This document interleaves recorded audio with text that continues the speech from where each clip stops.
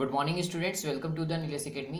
आज जो है हम यूपीपीएससी 2016 के पेपर को डिस्कशंस करेंगे, ठीक है ना। उसमें भी किसको, भारतीय राज्य व्यवस्था के जो क्वेश्चंस है उसको हम देखेंगे, ठीक है।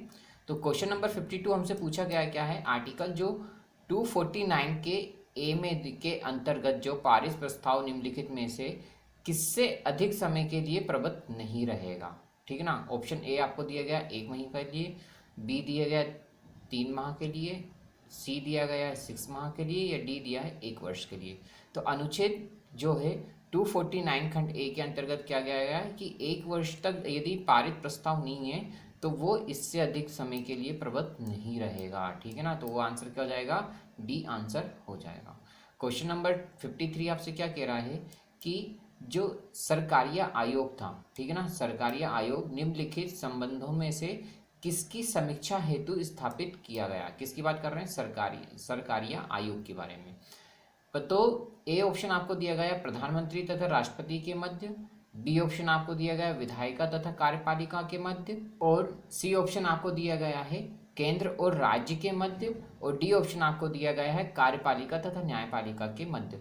तो सरकारिया जो आयोग था ये कब स्टेब्लिश हुआ, तो ये जो था कब हुआ, तो ये जून 1983 में स्टेब्लिश हुआ। कब गठित किया गया, ये जून 1983 में गठित किया गया, जिसने अपनी रिपोर्ट जो थी 1987 यानी कि 1987 में अपनी रिपोर्ट पेश करी, जो किससे रिलेटेड थी, जो कि केंद्र और राज्यों के मध्य संबंध से रिलेटेड थी। सरकारिया आयोग ऐसी केंद्र और राज्य के मध्य अगर संबंध की यदि हम बात करें तो वो 3 ऐसे आयोग हैं जो कि बहुत ही इंपॉर्टेंट है और आप लोगों से एग्जामों में कई बार पूछा जाता है। एक हो गया राजमन्नार आयोग, सेकंड हो गया सरकारिया आयोग, थर्ड हो जाएगा आपका मदन मोहन पुंछी आयोग। जो है ये तीनों जो हैं केंद्र और राज्य के मध्य संबंध से रिलेटेड हैं, जो कि आपके एग्जाम में कई बार पूछे जाते हैं। नेक्स्ट अब हम देखेंगे क्वेश्चन नंबर 54। क्वेश्चन नंबर 54 क्या कह रहा है, राज्य वित्त आयोग है एक विधिक संस्था, असंवैधानिक संस्था, सी दिया है संवैधानिक संस्था, और डी दिया गया है उपरोक्तों में से कोई नहीं। तो इसका राइट आंसर क्या हो जाएगा कि राज्य वित्त आयोग क्या है, एक संवैधानिक संस्था है। अब हम देखेंगे क्वेश्चन नंबर 55। क्वेश्चन नंबर 55 क्या कह रहा है कि भारतीय संविधान के किस अनुच्छेद के अंतर्गत अंतर्राष्ट्रीय समझौते के प्रभावी बनाने हेतु संसद राज्य सूची के विषयों पर कानून बना सकती है, ठीक है ना। तो संसद जो है राज्य सूची की बात हो रही है कि किन विषयों पर कानून बना सकती है। ए ऑप्शन आपको दिया गया है क्या है, आर्टिकल 249, बी ऑप्शन आपको दिया गया आर्टिकल 250, सी ऑप्शन आपको दिया गया आर्टिकल 252, और डी ऑप्शन आपको दिया गया आर्टिकल 253। तो आप देखेंगे कि जो संसद होती है वो आर्टिकल 253 के तहत क्या होती है, राज्य विषय सूची के विषयों पर कानून बना सकती है। तो इसका राइट आंसर क्या हो जाएगा, डी दिल्ली हो जाएगा। अब हम देखेंगे क्वेश्चन नंबर 56। क्वेश्चन नंबर 56 क्या कह रहा है कि भारतीय संविधान के किस अनुच्छेद में निर्वाचन आयोग के लिए प्रावधान है। निर्वाचन आयोग की हमें बात करनी है तो किस में प्रावधान है, तो आर्टिकल ए ऑप्शन आपको दिया गया आर्टिकल 320, बी ऑप्शन आपको दिया गया 322 आर्टिकल्स, सी ऑप्शन आपको दिया गया 324, और डी ऑप्शन आपको दिया गया 326। तो किस आर्टिकल्स के तहत जो है निर्वाचन आयोग जो है गठित किया गया था या आयोग जो है बनाया गया था, तो वो है आयोग क्या, अनुच्छेद 324 से 329 तक गिवन है। कितने तक गिवन है, 324 से 329 तक गिवन है, जो कि आपके कितने भाग में दिया गया है, वो 15 आपके भाग में गिवन है। तो अनुच्छेद का आपसे क्या पूछा गया है, आर्टिकल्स के बारे में पूछा है निर्वाचन आयोग के बारे में, तो इसका आंसर क्या हो जाएगा, सी आंसर हो जाएगा। क्या हो जाएगा, सी आंसर हो जाएगा। नेक्स्ट क्वेश्चन हम देखेंगे, भारत के सर्वोच्च न्यायालय ने संविधान के आधारभूत ढांचे की बात कर रहे हैं, आधारभूत ढांचे के सिद्धांत को स्पष्ट किया।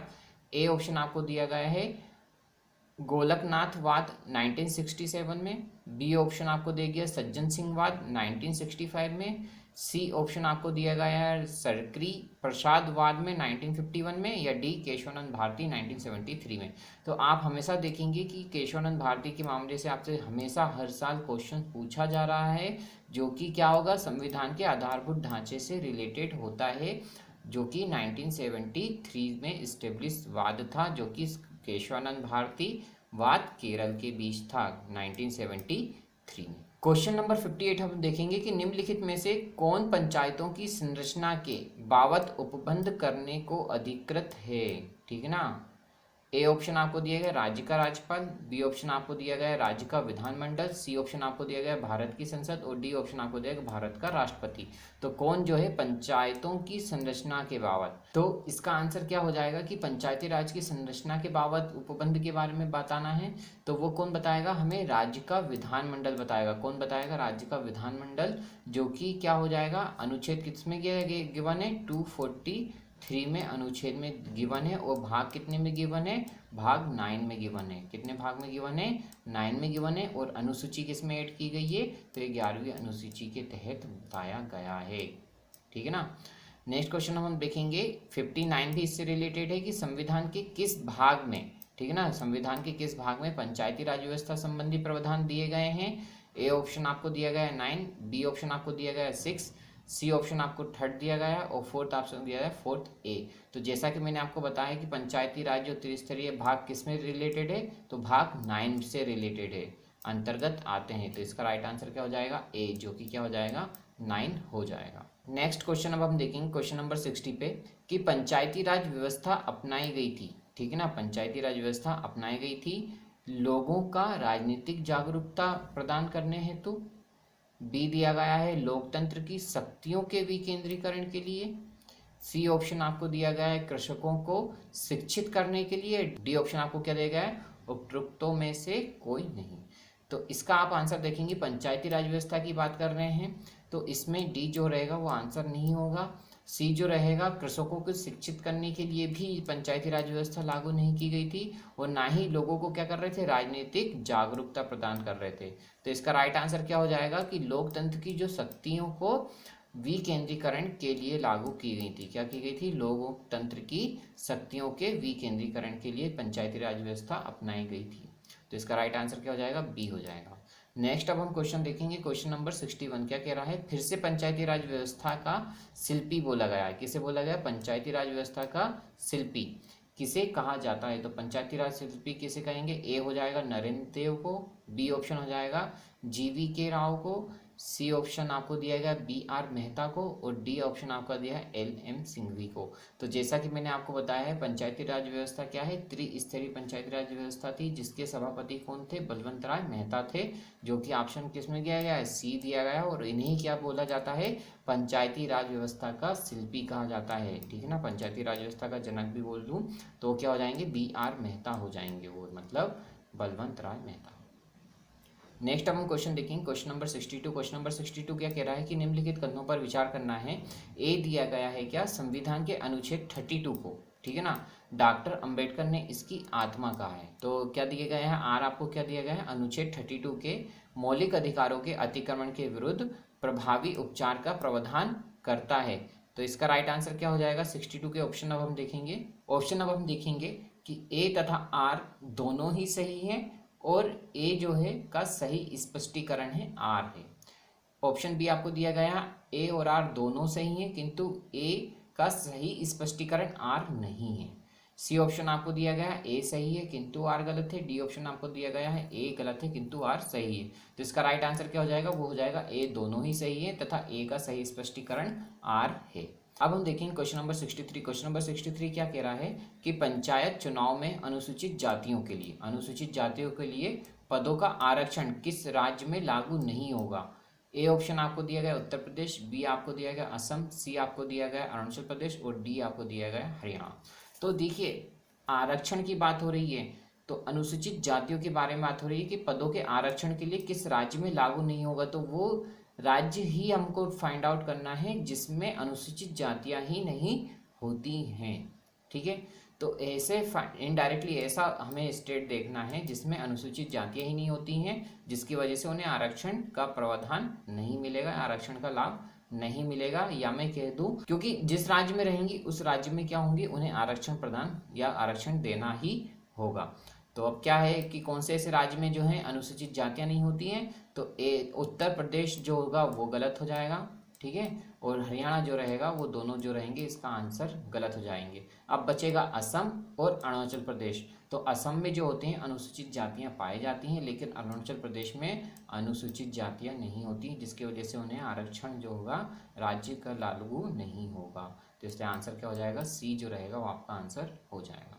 क्वेश्चन नंबर 64 अब हम देखेंगे कि भारतीय संविधान के अनुच्छेद 243 के अनुसार सहकारी, ठीक है ना, सहकारी समिति के निर्देशकों की अधिकतम संख्या कितनी हो सकती है।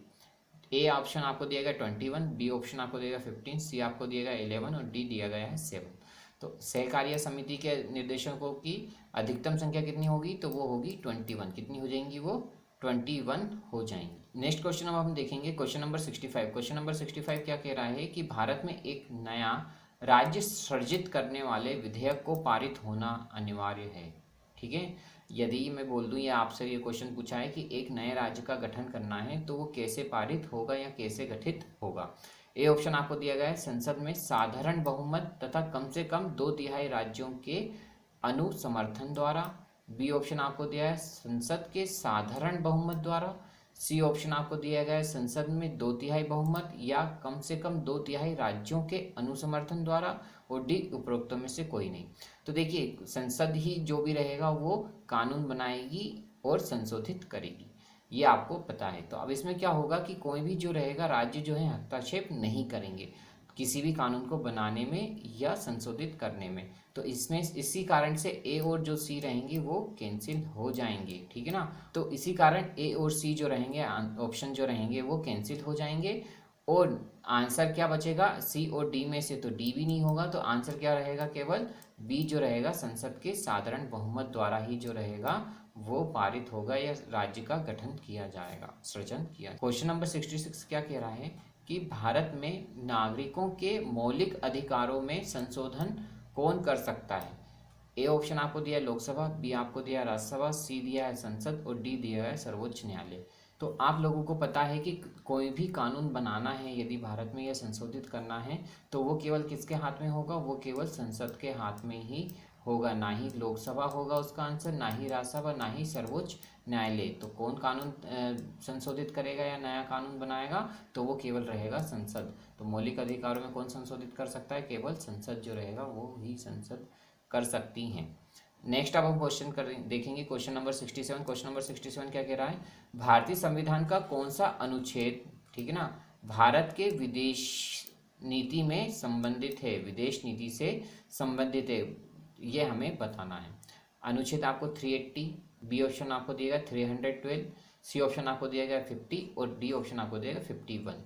तो विदेश नीति से संबंधित कौन सा अनुच्छेद है, तो वो आर्टिकल है 51 जो कि नीति निर्देशक तत्व से रिलेटेड है, भाग 4 में आपको गिवन है। तो इसका आंसर क्या हो जाएगा, डी जो रहेगा वो आपका आंसर हो जाएगा। अब हम देखेंगे 61, दो सूची दी गई है, ए और बी को हमें सम्मिलित करना है, उसमें जो सही है उसको हमें राइट टिक करना है। तो ए जो हमें दिया गया है भारत का नियंत्रक एवं महालेखा परीक्षक जो है अनुच्छेद 315 में गिवन है। बी वित्तीय आयोग जो है 280 में गिवन है। प्रशासनिक अधिकरण जो है अनुच्छेद 148 में गिवन है, या यूपीएससी बोल दूँ 323 ए में गिवन है। तो इसका राइट आंसर क्या हो जाएगा, ए जो रहेगा वो राइट आंसर हो जाएगा। महानियंत्रण एवं महालेखा परीक्षक जो है अनुच्छेद 315 में दिया गया है। तो इसका आंसर क्या हो जाएगा, ए हो जाएगा। और 69 का क्या पूछा है कि कौन राष्ट्रपति के प्रसाद पर्यंत पर अपना पद जो है ग्रहण करता है, ठीक है ना, या धारण करता है जिसे मैं बोल दूं। तो निम्नलिखित में से कौन राष्ट्रपति के प्रसाद पर्यंत अपना पद धारण करता है। ए ऑप्शन आपको दिया गया है भारत का नियंत्रक एवं महालेखा परीक्षक, बी ऑप्शन आपको दिया गया है मुख्य निर्वाचन आयुक्त, सी ऑप्शन आपको दिया गया है लोकसभा अध्यक्ष और डी ऑप्शन आपको दिया गया है भारत का महान्यायवादी। तो ये क्वेश्चन कई बार पूछा जा चुका है जो कि मैंने आपको बताया है। कौन होगा इसका आंसर, तो इसका आंसर डी होगा, क्या, भारत का महान्यायवादी जो रहेगा राष्ट्रपति के प्रसाद पर्यंत पर अपना पद जो रहता है धारण करता है। अब हम देखेंगे क्वेश्चन नंबर 70। क्वेश्चन नंबर 70 क्या कह रहा है कि दो सूची को सम्मिलित करना है हमें। ए आपको दिया गया संविधान संशोधन जो कि अनुच्छेद 360, बी ऑप्शन आपको दिया गया है वित्तीय आयोग अनुच्छेद 312, सी ऑप्शन आपको दिया गया है वित्तीय आयु आपातकाल स्थिति ये बोल दूं या वित्तीय आपात जिसे अपन बोल दें अनुच्छेद 280 और डी आपको दिया गया अखिल भारतीय सेवाएं अनुच्छेद 368। तो अब हमको इसको मेज द कॉलम्स टाइप में करना है। ऑप्शन आपको दिए गए हैं ABCD। तो आप सबसे पहले देखेंगे कि संविधान जो संशोधन है वो कौन से आर्टिकल्स में गिवन है, वो 368 में गिवन है। किस में गिवन है, वो 368 में गिवन है। ऐसे यदि हम वित्तीय आयोग की अगर हम बात करें तो वित्तीय आयोग कितने में गिवन है, हमें 280 सॉरी वित्तीय आयोग हमें किस में गिवन है, 280 में हमें गिवन है। तो इसका हो जाएगा सेकंड, क्या हो जाएगा, इसका सेकंड हो जाएगा। वित्तीय आयोग हमें किस में गिवन है, 280 अनुच्छेद में गिवन है। वित्तीय आपात की अपन बात करें तो वो किस में गिवन है, 360 में गिवन है कि यदि वित्तीय आपातकाल की स्थिति उत्पन्न होती है तो अनुच्छेद 360 में गिवन है। तो इसका आंसर 3 बोल दूं या सी बोल दूं वो हो जाएगा। और फोर्थ अखिल भारतीय जो सेवाएं हैं 312 में गिवन है। तो ये अपना क्या हो जाएगा, डी का सेकंड हो जाएगा। तो मतलब आप देखेंगे कि ए का क्या हो जाएगा, फोर्थ, ठीक है ना, अनुच्छेद 368। तो आपका आंसर क्या हो जाएगा, बी जो रहेगा। यदि आपको इनमें से एक भी याद है तो भी आपका काम हो जाएगा और आपका आंसर जो हो जाएगा बी हो जाएगा, राइट। तो आंसर क्या हो जाएगा 70 का बी। 71 हम देखेंगे कि जो लोकसभा द्वारा जो पारित होता है धन विधेयक राज्यसभा द्वारा पारित मान लिया जाएगा यदि राज्यसभा द्वारा उस पर कोई कार्यवाही नहीं की जाएगी। ए ऑप्शन आपको दिया गया ए 10 दिनों के अंदर, बी ऑप्शन आपको दिया गया 14 दिनों के अंदर, सी ऑप्शन आपको दिया गया है 15 दिनों के अंदर और डी ऑप्शन आपको दिया गया है 16 दिनों तक। तो क्या होता है, जैसे ही धन विधेयक लोकसभा में पारित हो जाता है तो उस पे क्या होता है, उस विधेयक पे बड़े बड़े अक्षरों पे धन विधेयक लिख दिया जाता है और वो राज्यसभा के पास पहुंचा दिया जाता है। यदि राज्यसभा उस पर 14 दिनों तक कोई कार्यवाही नहीं करता है तो उसे ऐसा मान लिया जाता है कि वो जो विधेयक है वो पारित हो गया है। तो इसका राइट आंसर क्या हो जाएगा, 14 दिनों तक, बी बॉम्बे 71 का। अब हम देखेंगे 72। ये भी क्वेश्चन आपसे कई बार रिपीट हो गया है कि किसी जाति जनजाति को अनुसूचित जाति या अनुसूचित जनजाति घोषित करने हेतु शक्ति संपन्न संवैधानिक प्राधिकारी है, ठीक है ना। अब क्या है आपका ऑप्शन यहीं से आपको पता चल जाएगा कि शक्ति संपन्न, ऑब्वियसली बात है शक्ति किसे दी गई है, तो शक्ति संपन्न संवैधानिक, किसकी बात कर रहे हैं, संवैधानिक की बात कर रहे हैं। ए ऑप्शन आपको दिया गया है भारत के राष्ट्रपति, बी ऑप्शन आपको दिया गया है भारत के प्रधानमंत्री, सी ऑप्शन आपको दिया गया है समाज कल्याण मंत्री और डी ऑप्शन आपको दिया गया अनुसूचित जाति जनजाति आयोग के अध्यक्ष। तो संवैधानिक प्राधिकारी की अपन बात करें तो कौन हो जाएगा, वो ए आपका आंसर हो जाएगा, जो कि भारत के राष्ट्रपति होंगे। वही तय करेंगे कि किसी जाति या जनजाति को अनुसूचित जाति या जनजाति घोषित करने की शक्ति किसे प्रदान की गई है, वो केवल जो है भारत के राष्ट्रपति को ही गिवन है।